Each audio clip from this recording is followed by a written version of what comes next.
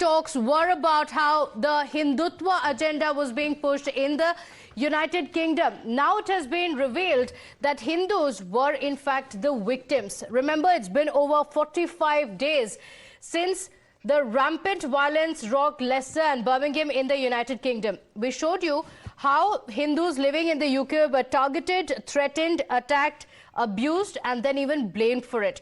In fact, they were called piss drinkers, dogs, neo-Nazis, fascists and much worse. And all of this even as they haplessly witnessed their religious symbols being desecrated. So we got you the videos, we got you the proof and the biased reportage in the United Kingdom. And now the first report into the cause of the clashes is out. And what has been found is that there is no evidence of any Hindutva or RSS extremism as had been alleged. Instead, the report by the Henry Jackson Society, a UK think tank, has concluded that a group of social media influencers, some with links to terrorism, peddled this fake narrative to in fact stir up tensions and instigate the violence. In fact, this report said that a fake narrative of RSS terrorists behind the unrest was peddled by social media influencers to rally Muslims from across UK to attend these protests. And the unrest was falsely presented as an issue of organized Hindutva extremism and terrorism.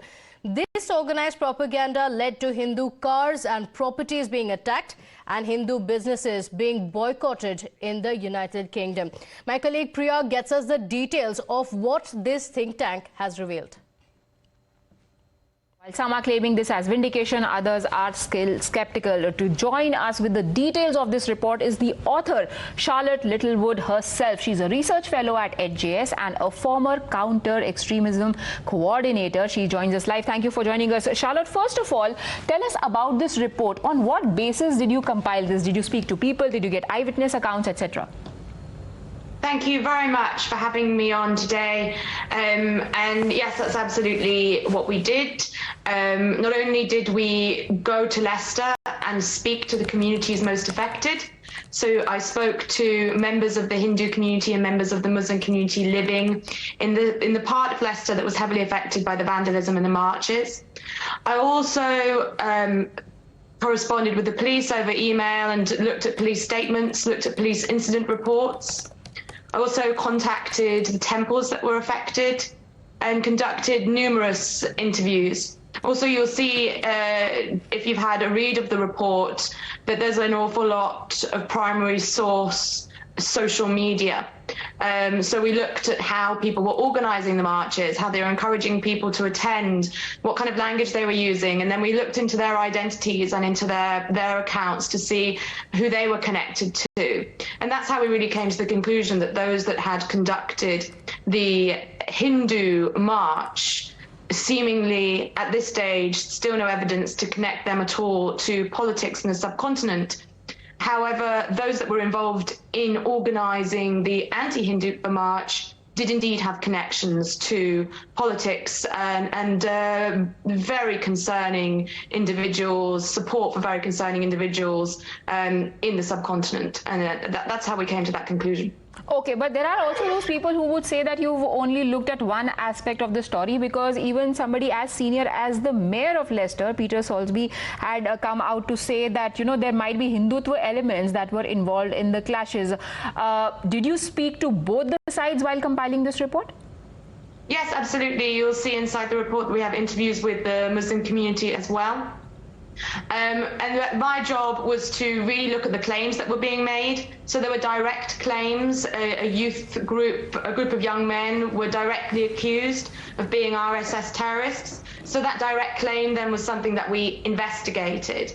The general claims of Hindutva was something that we could look at whether or not there's any prescribed Hindu organisations in the UK. We could look at whether there are organisations in the UK that there's been any criticisms of links to Hindutva or RSS. And these were the kind of lines of interrogation we could go down, and that we found overwhelmingly that there was no evidence that this was impacting and driving the activity in Leicester on the ground. Okay, but there is also a simultaneous police probe that is on. While yours is the first report to come out, we are yet to see something from the police. Will your report be considered by them as well? Have you submitted it to them? The police have actually been coming out with statements, and they are regularly updating their website. So you can see the police coming out with statements. They came out with a lot of very useful statements around misinformation at the time, because the misinformation campaign against the Hindu community was a part of the drive against the Hindu community across the UK. So they came out and they made statements to say that there had been no kidnapping, that there had been no attack on a mosque. And now they're coming out with lists of those that are being charged and updates on the number of arrests. So the police are constantly updating, but it won't be the police won't create a large report of their own. There will be an independent inquiry into what happened in Leicester, which we had hoped was going to be coming out later this year. However, there's been large controversy about whether or not it has remained independent. Therefore, the lead of that independent review has resigned due to lack of independence. So we're at a loss for an independent review. So at this stage, the Henry Jackson report is the seminal report, and I expect will continue to be the seminal report for quite some time. Okay, so tell us, what all did people that you speak to tell you in first person that led you to believe that it wasn't in any way an attack that was instigated by the Hindus? In fact, they were the victims of it. Oh, well, it was a conflict between Hindu young men and Muslim young men in Leicester that had been taking place from much earlier in the year. And there was prejudice from both sides. There was anti-Muslim prejudice and anti-Hindu prejudice. But what there wasn't was any discussion around India and Pakistan and nationalism. And what there wasn't was any sense that this was coming from being funded by or pushed from the subcontinent. Instead, this was a micro community cohesion conflict between two groups of young Muslim and young Hindu men who were clashing with each other, with territorial elements and a gang element to it. Then got painted as an infiltration of RSS indoctrination from abroad, which, as you well know, was then jumped on by the press, who started looking at Hindutva, what is Hindutva, okay, discussing about Indian politics at this time. That's very interesting. You say that it was being given a particular color abroad. Who do you think could be those people behind this? What we can see from the report is that this was being driven by a number of popular social media influencers who actually get themselves involved in agitations across the country along different topics. So those that you see in the report who were pushing this Hindutva narrative on Leicester also were involved in protests against LGBT education in schools, also were protesting against the Lady of Heaven film, which was to be shown in Cineworld in the UK and was brought down because there were large protests against it being blasphemous.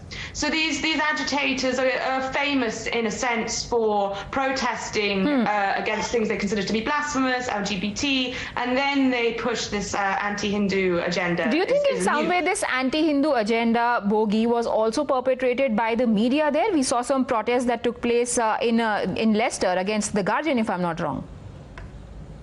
Yeah, we did see the mainstream media take this as an opportunity to discuss politics in the subcontinent rather than to look at what was really happening on the ground in Leicester. And that was really difficult, dangerous, in fact, for the Hindu community. The reasons behind which they did this are unclear. It could potentially be because it's easier to talk about issues abroad than to talk about issues of your own in your own country. But it seemed that mainstream media really did take the opportunity to discuss Hindutva and Indian politics instead of going and speaking to those affected and working out first whether Hindutva was really present. Right. Thank you, Charlotte, for joining us and throwing light on something that has become quite murky. A lot of underlying malintent is what comes out from your report that has led to Hindus being victim right ahead of their festive season. Remember, in the UK. Thank you for joining us once again. We take a very quick break on that note. So, in fact, this is the toolkit that was deployed by malicious forces to malign Hindus. That, combined with a biased media coverage, influenced the perceptions. Let's also remind you how the mayor of Leicester, even when the police probe was underway, was quick to reach to conclusions and implied that Hindutva forces could have a hand in the violence. A lot of things emerged on the night that have their roots in the Indian subcontinent. What kind of things emerged? Oh, I think ideologies that are associated with views about the particular racial and religious groups in India and the way in which people perhaps here in the UK identify with those groups. Are you talking about the Hindutva ideology? Yes, I think that's certainly one that's, I think, a part of it. So one would think that at least now those who portrayed the victims of hate as the perpetrators would do a rethink. But still there are elements in India who refuse to see the naked truth and want to fall for what has been branded just propaganda. The social media influencer of the particular community were trying to project Hindus as if they are trying to create unrest in UK. Fact is that Hindu can never be violent. As per Hinduism, no violence has not been preached, whereas in other religion violence has been preached. So that's the difference. इसमें जो right wing, जो far right wing दक्षिणपंथी समूह हैं हिंदुत्व के, पहले ये भारत में दंगे करते थे। अब भारत को छोड़ अपनी दशा पे, बदहाली पर और बुरे वक्त में ये तो लंदन में बस गए। वहां पे भी हिंदुत्व का प्रचार प्रसार करके लंदन के कल्चर को, लंदन के पूरे माहौल को घिनौना करने का काम दक्षिणपंथी पूरी दुनिया में करते रहे।